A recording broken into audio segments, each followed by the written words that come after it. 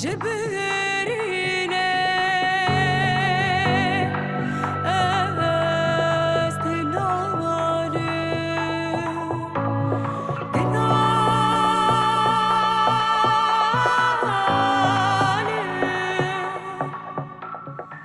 आज अभी हम लोग आए हैं इधर अंतालिया के पास में ही एक केव देखने। सुना है कि यहाँ पे किसी ज़माने में लोग रहा करते थे और बहुत बड़े केव्स हैं। 100 लीरा इसकी टिकट है जो कि तकरीबन एक बंदे की 3.5 यूरो बनती है या पाकिस्तानी में तकरीबन 1000 रुपया।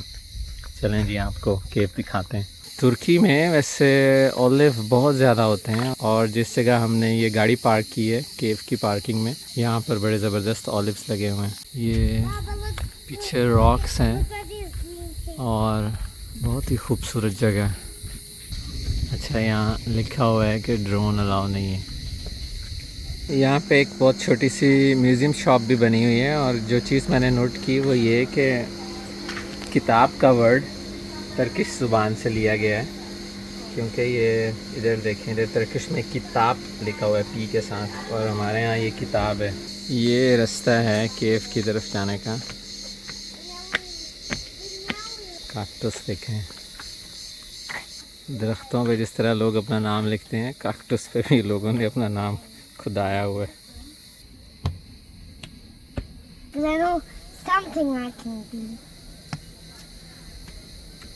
वैसे जिस किस्म का रास्ता था, रोड थी, उससे ऐसे नहीं लगता था कि यहाँ पे इतना ज़बरदस्त किस्म का इंफ्रास्ट्रक्चर होगा। बहरहाल रास्ता इन्होंने बहुत अच्छा बनाया हुआ है और जगह को बड़ा वेल मेंटेन्ड किया हुआ है। बड़ी साफ़ सुथरी जगह लगी मुझे। रोड से बिल्कुल अंदाज़ा नहीं होता था कि यहाँ पे आगे हमें ऐसा सरप्राइज़ मिलेगा।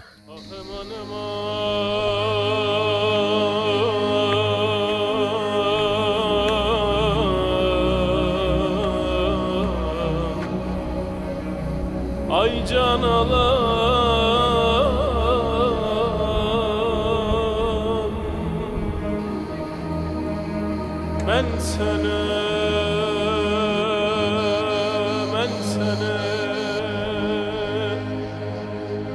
ben sene bekleyerim, ben sene bekleyerim.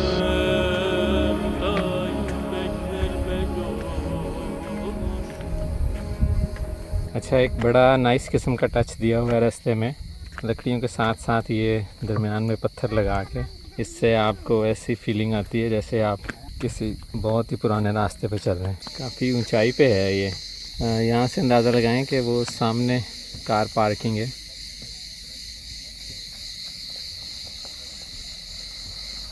ये ऑलिव का जो दरख्त है ये इस तरह बिल्कुल पत्थरों के दरमियान लगा हुआ है।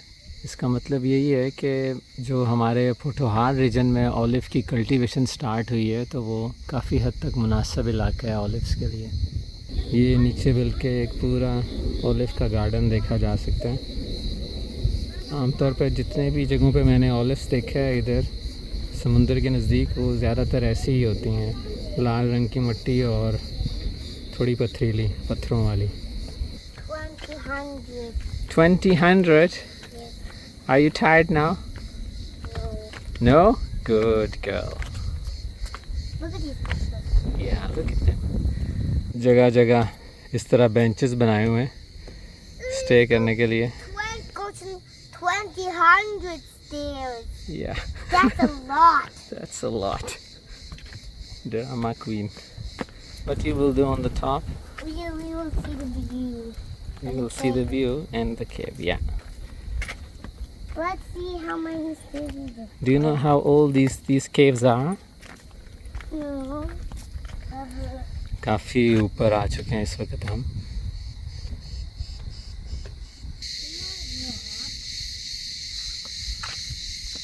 ये भी बिल्कुल पत्थरों के दरमियान में ऑलिव का दरख्त।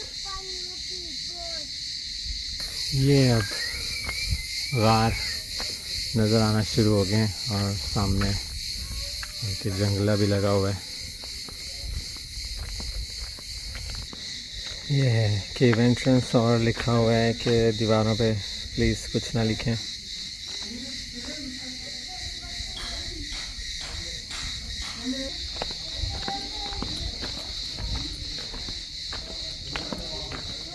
अभी भी यहाँ पे एक्सकवेशन हो रही है और डिस्कवर किया जा रहा है। वाह, ये वाकई इस तरह का केव मैंने नहीं देखा।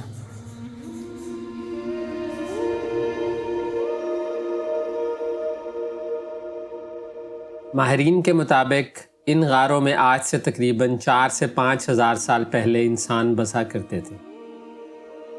इनकी खुराक का इन्हिसार जंगली जानवरों पर था। ये वो दौर है जब इंसान खेती बाड़ी के कॉन्सेप्ट से नाआशना था। इस गार का नाम काराइन है और ये तुर्की के सबसे बड़े नेचुरल गारों में से एक गार है। इसकी दरियाफ्त के दौरान यहाँ से ऐसे जानवरों की बकायात मिली हैं जो कि अब अंतालिया या तुर्की में नापैद हो चुके हैं, मसलन हाथी और शेर वगैरह।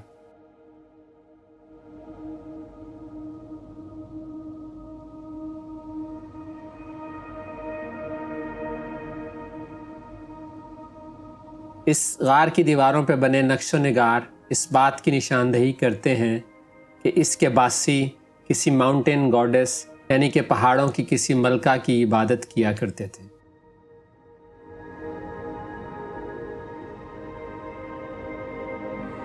अब गो के इन गारों में इंसान तो आबाद नहीं, लेकिन यहाँ आपको बहुत सी चमगादड़ें देखने को ज़रूर मिलेंगी। ज़माने, वक्त और मौसम की तब्दीलियों के असरात इस गार की दीवारों पर बहुत वाज़े से देखे जा सकते हैं।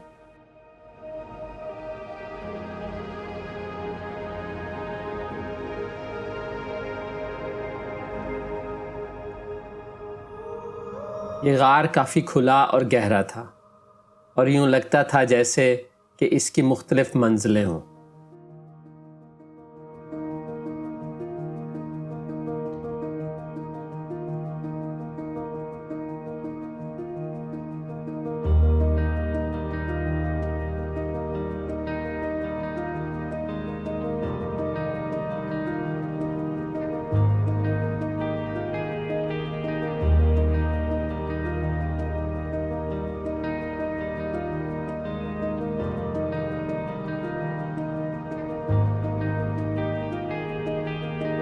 लेकिन एक पूरी कॉलोनी का सा एहसास हो रहा है।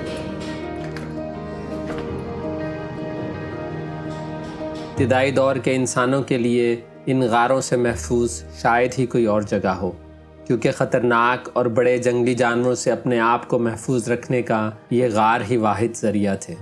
ऊपर वाला हिस्सा देखने के बाद अब मैं निचले हिस्से की तरफ जा रहा हूँ। रास्ते को आसान बनाने के लिए यहाँ पत्थरों को ही तराश कर सीढ़ियाँ बनी हुई थी।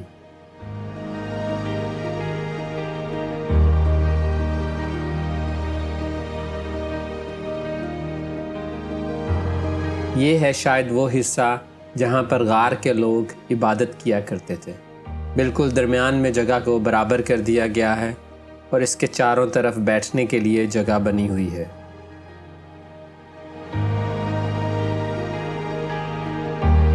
गार का अंदरूनी हिस्सा इंतहाई खूबसूरत था।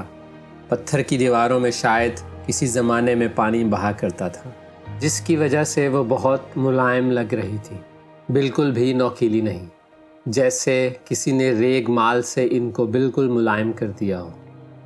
और कहीं कहीं पत्थरों का खूबसूरत इम्तिजाज आपको मार्बल या संगमरमर की फीलिंग भी देता था।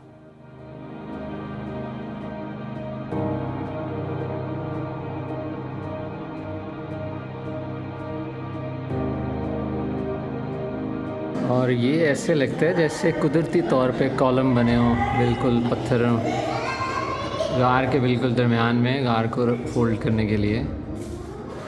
Hello hello.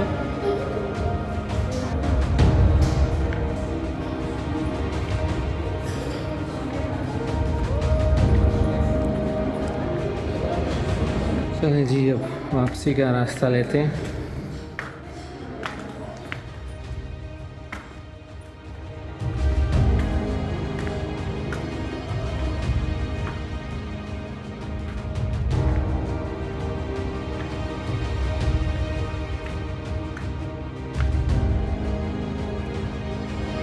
तकरीबन आधे से पौना घंटा यहाँ पर गुजारने के बाद हम लोगों ने वापसी का सफ़र शुरू किया।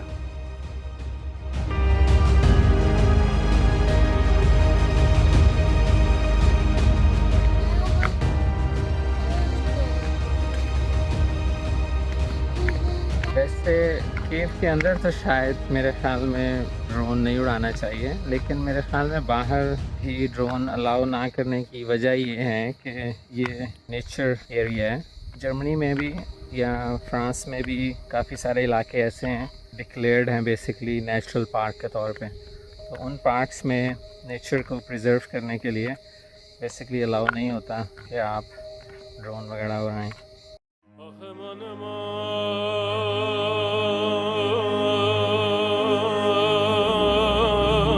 गार वाली जगह पर तो ड्रोन उड़ाने की इजाज़त नहीं थी, लेकिन वहाँ से थोड़ा सा आगे जब मुझे एक पुरानी तर्किश मस्जिद नज़र आई तो मैंने उसकी वीडियो बनाने का सोचा।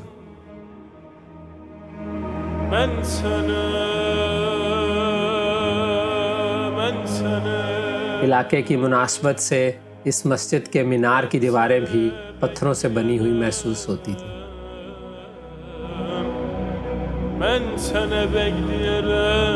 और मीनार के ऊपरी हिस्से पर रंग बिरंगे शीशों से किया गया काम इस मीनार और मस्जिद की खूबसूरती में नुमाया इजाफा करता दिखाई दिया।